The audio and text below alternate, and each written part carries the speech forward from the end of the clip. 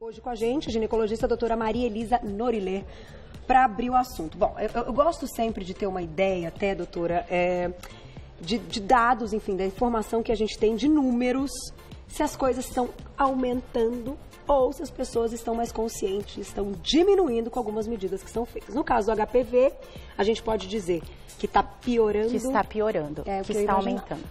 Infelizmente, as pessoas hoje estão se precavendo menos, usando menos preservativo. Passou o boom do HIV, da AIDS, então a gente está tendo um surto de HPV, um surto de sífilis. Então a gente tem que ter consciência que as formas de prevenção, as melhores, sexo seguro, então assim, não ter muita promiscuidade, você ter um certo controle no número de parceiros, usar o preservativo ou feminino, que a gente vai ou masculino. Por quê? Porque a gente sabe que o contato, o atrito pele a pele é maior quando não se usa o preservativo. Então, o preservativo 100% não vai prevenir HPV, porque você tem o contato de virilha, de coxa, mas diminui muito. Então, o que a gente orienta a paciente? Tem que usar preservativo. Isso para evitar outras DSTs também. A gente tem, vamos colocar uma imagem do HPV até para a gente reconhecê-lo, né, ver como ele se apresenta e, de fato, o que é então o HPV?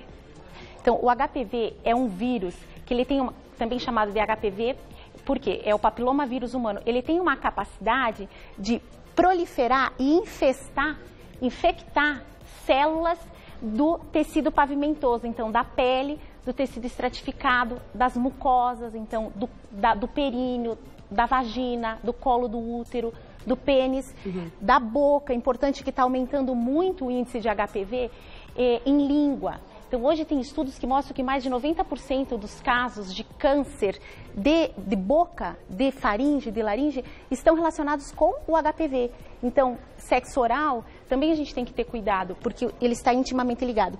E ele tem a capacidade de entrar na célula, e ele vai se replicando, e o que ele faz? Ele invade a célula humana e ele tem um gene, o E6 e o E7, que são os oncogenes, eles conseguem se proliferar de forma absurdamente rápida, fazendo com que a célula perca o seu autocontrole. Então, aí é que entra a importância que a gente vai falar da vacina mais tarde. Então, para a célula não ter essa perca desse autocontrole, então é importante a vacinação. Mas, e de certa forma, como você está dizendo, se a prevenção, então, é o sexo seguro, a maneira contagiosa é através da relação sexual. A gente tem umas imagens que são, se foi um vídeo ilustrativo, uma imagem meio real, até para a gente reconhecer como é que fica na pele. As regiões mais acometidas, então, o que a gente pode destacar? Então, pele. Então, região genital. Então, virilha, vulva, pênis, bolsa escrotal, face. Você pode ter lesões de HPV também na boca, então, no lábio, nas mucosas, então, na mucosa vaginal, na mucosa anal. Então, hoje também tem uma importância importante, os proctologistas também orientam muito seus pacientes e fazer uma anoscopia completa do paciente que é portador do HPV, porque ele também está intimamente ligado com o câncer de ânus e canal anal. Então, ânus, canal anal, boca, língua, faringe e o colo do útero. Então, hoje, mais de 99% dos cânceres de colo de útero são causados pelo vírus do HPV. E hoje a gente pode afirmar com segurança para os pais que estão nos ouvindo para vacinar os seus filhos, porque hoje é a única vacina que previne câncer. Olha só. Então, assim, você tem que estimular o seu filho a fazer isso. Vamos colocar uma perguntinha do pessoal, a gente foi ouvir aí o pessoal também nas ruas. Olha só, vamos ver na tela. Quais são os sintomas do HPV? Então, a pessoa, qual é a diferença? Inclusive, porque às vezes a pessoa nota na pele e fala, acho que eu tô com alguma alergia, com alguma micose, porque a aparência até pode causar, no princípio, aí uma certa confusão, né? Sim. Então, às vezes, a paciente pode ter um prurido, uma verruga plana e que desaparece. Ela marcou a consulta no seu ginecologista e quando ela vai à consulta já sumiu. Porque alguns pacientes, o próprio organismo elimina o vírus. Então, ele entra de passagem e não faz nenhuma lesão. E alguns mais podem ter lesões, então, às vezes nem sente, não tem sintoma nenhum. E durante a coleta do Papa Nicolau do preventivo, o médico vê uma lesão no colo, ele colhe o Papa Nicolau e faz a colposcopia. Então, o rastreio é importante também para a paciente não deixar de fazer o seu exame anual.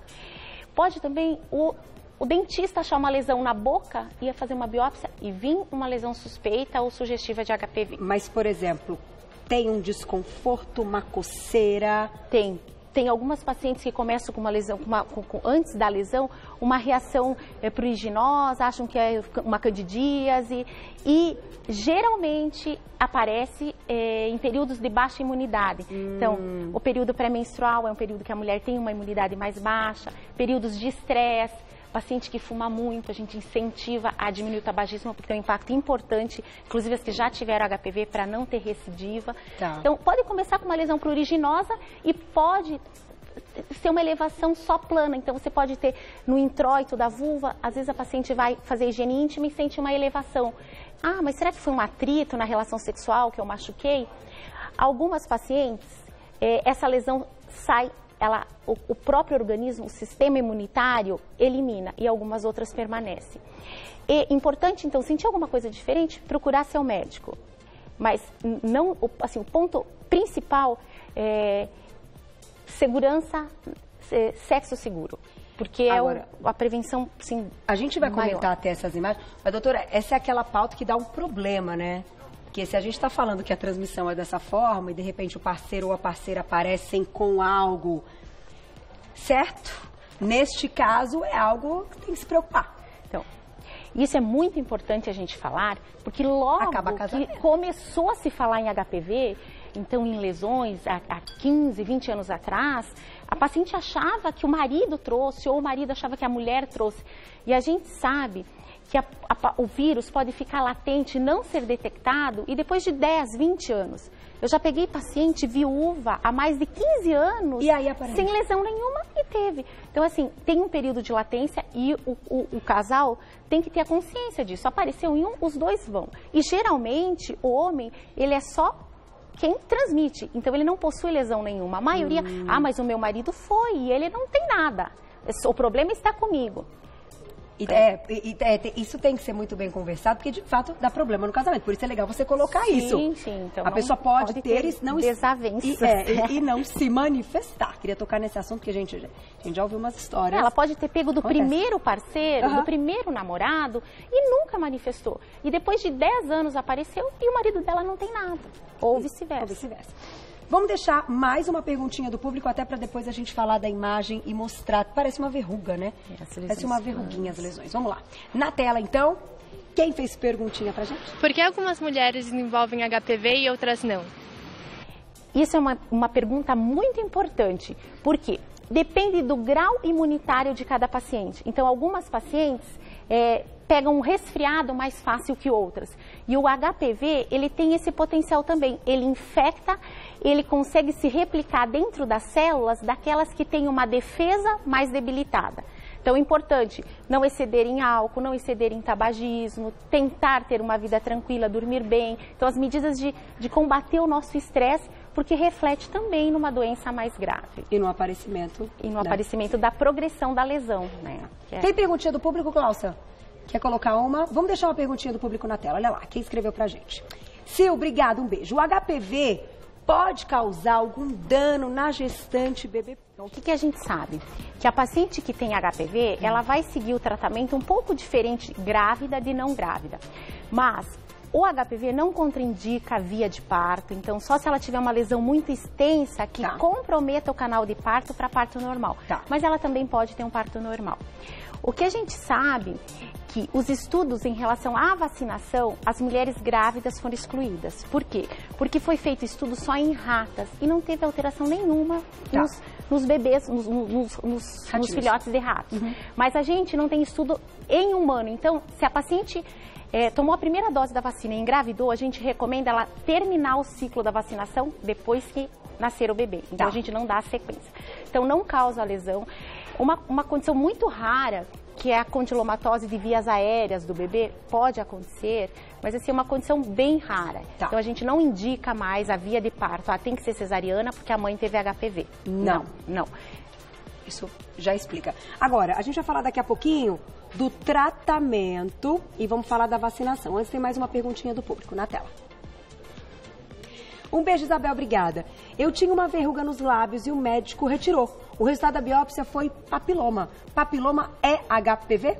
Não necessariamente. Tem outros tipos de papiloma que não estão relacionadas com o vírus do HPV. Tá. Tanto que o dela pode não ter sido e o médico já encerrou o tratamento, né? Tá, entendi. Já fez, já. Isso. Agora entrando em tratamento, já que a gente citou aí essa retirada, que é o que ela disse, dessa verruga. Porque a aparência, realmente, se a gente olhar, é uma aparência de verruga e pode ter uma ou mais. Então, você vê que aqui tem as lesões iniciais, lesões planas, né? Verrugas planas e a verruga em formato que também se chama crista de galo, condilomatosa, então bem saliente, que essa é bem fácil de identificar. O paciente, quando ele vê essa lesão, ele já acha, já vem falando pra gente, eu acho que eu tô com HPV. Tá. E aqui a gente tem a mesma lesão que dá no colo, na mucosa. Então, e essa lesão, ela pode ser uma lesão precursora do câncer, então uma lesão de alto grau, que é a biópsia que vai mostrar. Tá. Então, em que estágio que ela tá. Porque o HPV, ele não infecta e vira câncer de uma hora para outra. Então, ele tem uma progressão na evolução, que geralmente é em torno de 10 anos. Tá. Então, a importância sempre é a prevenção. Mesmo que você tenha o diagnóstico de uma lesão de câncer de colo de útero, então eu tive um NIC1, uma neoplasia intraepitelial de primeiro grau. Fez o tratamento, curou, tem uma sequência, uma periodicidade para voltar. Depois o médico fala, olha, agora é só daqui 1 ano e a paciente volta daqui 3. Então, não pode. Tem que ficar atento, não pode. Perguntinha do público, né? Você quer colocar esse negócio que aqui eu faça? Então, do público na tela. Olha só essa daí. Beijo, Larissa, obrigada. Como diferenciar uma verruga comum de uma verruga de HPV? Ou mesmo dessa aparência de uma micose, que às vezes as pessoas olham e pegam, realmente, pega uma micose na piscina, uma micose numa sauna, enfim. Então, a verruga, assim, o teste, o diagnóstico mesmo é a biópsia. Mas essas que são mais elevadas e que têm cristas, então que têm ondulações, então são relacionadas mais intimamente com o HPV. Tá. E tem algumas verrugas mais planas, que é uma hiperqueratose da pele, então que às vezes o médico ou o dermatologista fala, não, essa não é. Mas sempre o dermatologista, ele olha e na dúvida ele biopsia. Tá. Por que é importante fazer a biópsia e o diagnóstico? Para você acompanhar melhor os outros locais de acometimento. Então, se ela tem uma verruga aqui, até para isso, e relacionado com HPV, para fazer a incisão, tirar e para não contaminar outras áreas. E, de fato, sempre vai se alastrando, vai aumentando a quantidade na região. E o que deve ser feito? Então, qual hoje é o tratamento, padrão ouro, que quando diagnosticado HPV? Então, hoje a gente tem tratamento químico, então que vai desde um tratamento abrasivo com ácidos, com cremes imunoestimulantes que estimulam o crescimento do epitélio normal e diminui o crescimento da célula alterada pelo vírus. Temos o tratamento cirúrgico, então, ou por cirurgia de alta frequência, o CAF, ou uma cirurgia com eletrocautério, ou laser terapia, ou crioterapia. E, em alguns casos mais avançados, a gente tem que tirar, então, uma fatia do colo do útero. Tá. Então, porque, às vezes, o padrão é saltatório. Então, tem alguns tipos de lesões de alto grau que não adianta você só fazer a biópsia e tirou aquele pedacinho, mas você tem que investigar o canal interno do colo. Então, por isso, a paciente ela vai ser encaminhada para o especialista, se o Papa Nicolau dela der alterado, e prosseguir a investigação e o tratamento. É só o Papa Nicolau que consegue? O Papa Nicolau é um exame de rastreio, isso para o Serviço Único de Saúde. Então, a gente não pede captura híbrida, pesquisa do vírus para todo mundo, a gente pede o Papa Nicolau. Tá. Se o Papa Nicolau vier alterado com alguma lesão sugestiva de HPV, aí sim a gente pede a captura. E é importante, às vezes a paciente chega e fala, eu quero fazer Papa Nicolau e quero ver se eu tenho HPV. A gente não pede HPV, sabe por quê? 70% a 80% da população está ou já teve o HPV. E nem então, sabe, assim, não de 10 aparece. mulheres aqui, 8 já tiveram. E às vezes a captura híbrida dá positiva e daqui 6 meses a captura dá negativa e ela não teve lesão nenhuma. Tá. Então, assim, a nível de rastreamento populacional é o citopatológico. Não dá, por exemplo, numa investigação ali colhendo a parede do colo do útero, num exame clínico, não dá para ver. Então, se tiver alguma lesão, a gente consegue enxergar. Tá. Já na hora da coleta. Então, isso, inclusive, no serviço público, onde a enfermeira colhe o Papa Nicolau, ela vê alguma lesão, às vezes ela já até fala, olha, vai passar com o médico, que ele vai pedir uma colposcopia, você já vai voltar com os 2 resultados. Tá.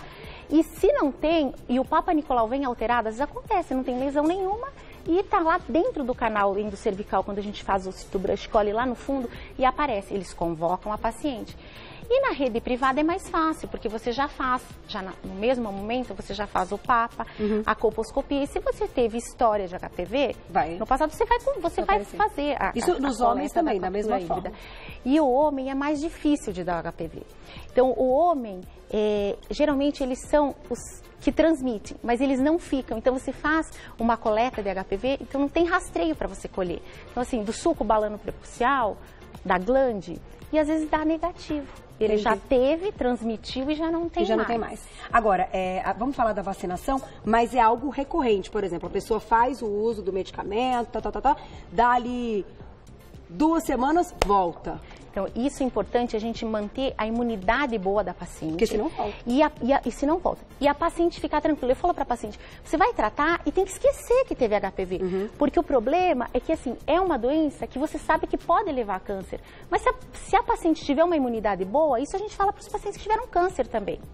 Se você tiver uma cabeça tranquila, olha, eu vou tratar e vou ficar curada, o resultado vai ser excelente. Com certeza, então a gente investe também em alimentação, polivitamínicos, a gente sabe que a vitamina A e C dá menos recidiva de HPV, diminui o tabagismo e coisas mais que a gente já falou anteriormente. Nossa, muito bom. Mais uma perguntinha, então agora nós vamos para a pergunta do público. Vamos falar de vacinação? Olha lá. Por que vacinar meninas tão jovens contra o HPV? Aí é o quê? É o X da questão. Isso é excelente. Por quê? Por que eles não começaram a vacinar com 15, com 16? Porque antes de lançar a vacina no mercado, foram feitos estudos de longo prazo. E o pico da formação de anticorpo é em jovem, de 9 a 15 anos. Então, é a época ideal para a gente vacinar. E, infelizmente, a gente fica muito triste em ver, às vezes, mãe de adolescente que vem pra gente, falar, eu não vou vacinar porque eu vou estar estimulando a minha filha a iniciar a relação sexual, a iniciar a atividade sexual. Não, a gente tem que orientar. Eu dei vacina pra minha filha e falei, essa vacina é para evitar câncer no útero, onde você vai um dia ter bebê, o útero é o órgão que para você engravidar, você tem que ter útero. E se tiver câncer, tem que tirar o útero. Então, a gente tem que dar esse foco. E agora, importante, então, por isso a idade dos 9 aos 15 é a melhor fase. Só que a gente sabe também que tem outro grupo de estudo. Então, eles estudaram de pacientes dos 9 aos 15, dos 16 aos 26 e dos 26 aos 45. Então, até 45 anos, a gente ainda recomenda a vacina. Então, paciente que já teve uma lesão precursora, que teve um NIC1, um NIC2, um NIC3, que são as lesões precursoras, as neoplasias do colo, e que trataram, ficaram curados, a gente recomenda a vacina também, porque o que a gente sabe hoje, que tem menos recidiva da doença e tem uma reação cruzada também com outros vírus, porque não são, na vacina hoje a gente tem duas vacinas no mercado, uma bivalente com 2 tipos de vírus, de anticorpo contra esse vírus, que induziu a formação do anticorpo, e uma com 4 vírus. Mas tem mais de 100 vírus, então eu vou dar uma vacina que só tem 4, só que os 2 principais HPV oncogênicos são o 16 e o 18. E mais de 90% dos cânceres de colo estão relacionados a esse subtipo, a esses 2. Essa aqui é a vacina. A vacina indicada. E as verrugas, que são as verrugas, os condilomas mais comuns, são causados pelo 6 e pelo 11. E também está na vacina. Então, você vai diminuir. Mais de 80% dos condilomas benignos, das verrugas benignas, são causados pelo 6 e 11. Então, você tem uma cobertura boa. Então, recomendada a vacinação. Recomendada a vacinação. Homens e mulheres. Homens e mulheres. E agora, já começaram a vacinação para os meninos de 12 a 13 anos. E, infelizmente, você conversando com os responsáveis pelo serviço de saúde no estado, está sobrando vacina. Os meninos não estão indo se vacinar. Então, isso é importante falar em massa. Então, esse ano eles vão vacinar de 12 a 13, o ano que vem eles vão estendendo. Então, até 2020, eles esperam vacinar também até 14 anos, 9 meses e 29 dias. Então, até você fazer 15 anos. E as meninas que não fizeram a vacinação, ou porque ficaram com medo, ou porque alguma coisa, dá para ir em posto de saúde, então de 9 a 14 anos, e ainda fazer o esquema vacinal. Que é fornecido, que é de fornecido gratuitamente. E o importante é que eles incluíram também para os pacientes que usam quimioterápicos, para paciente HIV positivo, para paciente que fez transplante e usa algum imunossupressor, paciente que tem doença reumatológica crônica que também usa imunossupressor. Então, homens e mulheres dos 9 aos 26 anos também podem procurar o serviço público que a vacina está sendo oferecida. Olha, que grande aula, hein, doutora? Muito Obrigada. Bom, muito bom, não, e é legal, a gente tem um espaço para falar a respeito de saúde e como alerta. Gente, a prevenção é sempre o melhor remédio. Quanto mais aumentar, todo mundo corre risco. Né? Sabe assim, é uma coisa até... Poxa, esse lance da vacina, a gente bate tanto na tecla, ainda tem muita gente que tem aí seus receios, mas... Poxa vida, é a única maneira aí efetiva, como você falou, é a única vacina que existe para prevenir um câncer, que é o de colo de útero, né? Isso. Agora, vou agradecer e vou deixar os seus contatos. Quem quiser saber mais, www.doutorabreviado Maria Elisa Noriler, N-O-R-I-L-E-R no final, .com.br, ou nas redes sociais no Instagram você encontra @doutora também abreviado Maria Elisa Noriler também com R no final, para mandar mais perguntinhas. Sei que chegaram muitas, mas a doutora volta certamente. Obrigada, viu? Grande aula, super assunto, e a gente está aqui para levantar a bandeira. Obrigada. Até a próxima.